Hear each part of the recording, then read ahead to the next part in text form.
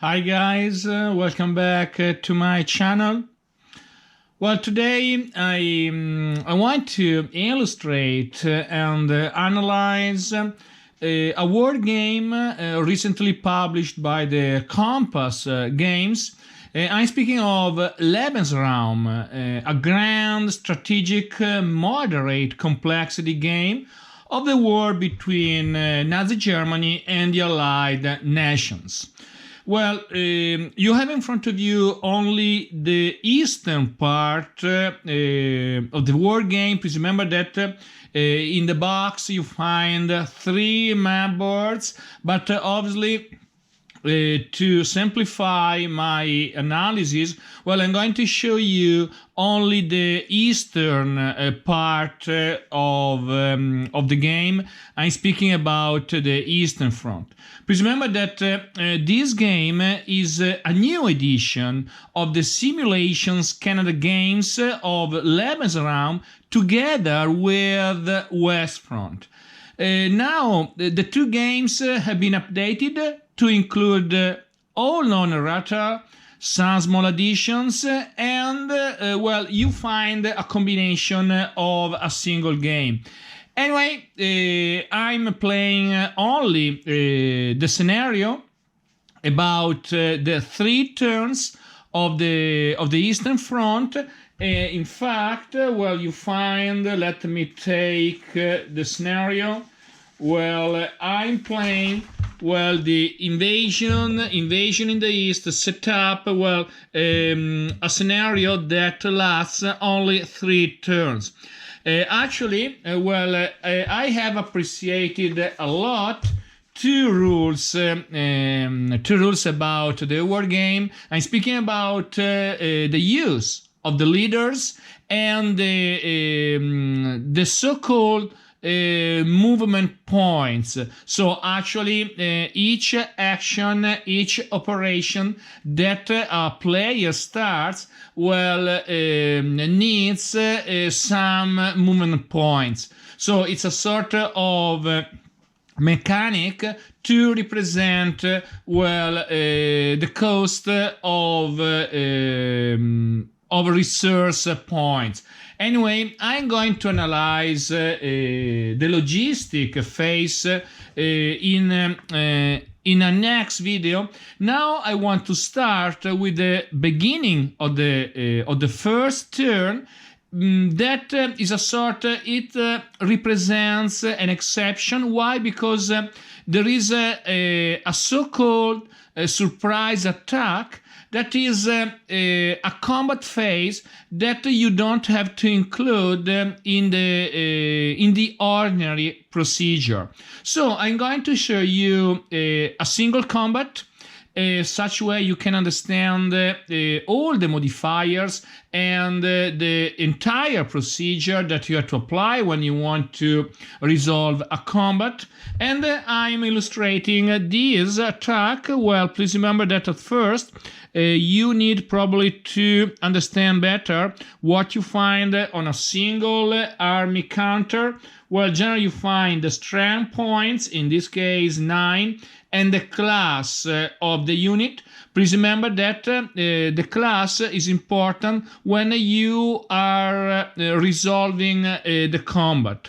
The 9 strength points German units is opposed to a Soviet 7 strength points unit of class C. So, well, please remember that the classes go from A to E. A is the best class and obviously E is the worst class. How can we resolve the combat? Actually, well, as usual, you have to consider the strength of the two units, and you can add some modifiers and the air support. In this case, well, you have to consider also the distance that the units have from the HQ. Please remember that if the unit is out of command, well, its value is halved. In this case, well, this army unit is within the range of the HQ North, so, well, no problem about its strength. We can say the same, we can affirm the same about the 11th Soviet Army, that is within the range of Kuznetsov, well, the leader of the Northwest HQ. So, 9 versus 7, but guys, well, in this surprise attack, and please remember there is no expense of movement points. Why? Because I repeat, it's a sort of extra turn.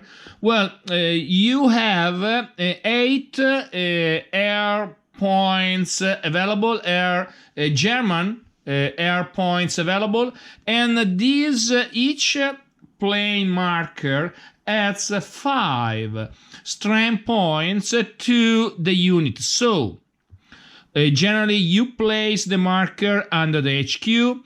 This HQ to support its unit should be within the range, and I repeat, all the German HQs have 3 points of range. So there was already a plane unit. Let me see. So the air point can support, and moreover, you can use also the leader to modify the strength of your unit. In this case, Leb has 4 crosses, and these 4 crosses corresponds to 4 points of strength. So our unit has a basic value of 9 plus 5 strength points coming from the plane, and the other 4 points coming from Leb. So you have actually 18 strength points that are attacking. I'm placing back my unit. Well, there is also the airplane. In this surprise phase, well, the Soviet player cannot allocate any air unit. So it's a 7, the basic value is 7, and you can add the 2 stars coming from Kuznetsov. So you have 7 plus 2 equals 9. So you have 18 points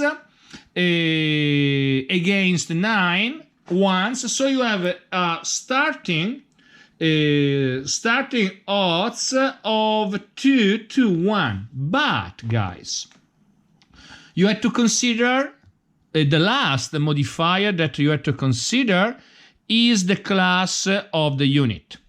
Well, a C-class unit, and I'm talking of the Soviet unit, is a C. So there isn't any shift on the combat result table, On the contrary,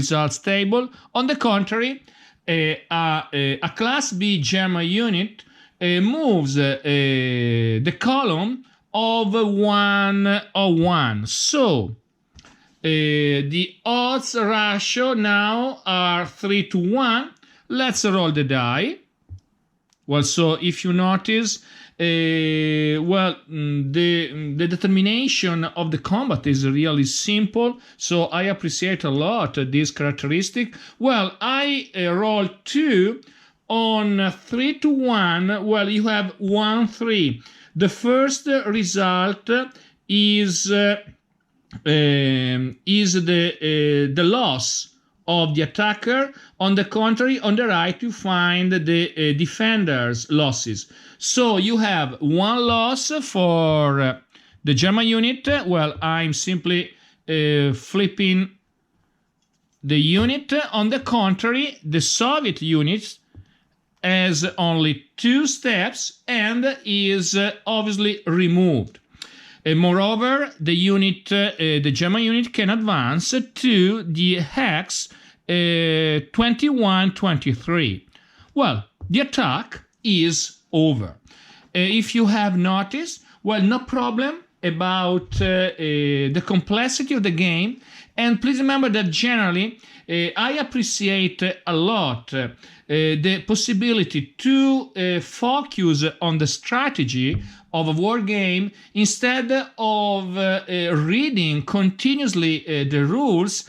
And generally, we are diverted by complex rules. So, guys, I think that this sort of simple combat table is really appreciable, and it's a sort of pros that we can highlight regarding Lebensraum.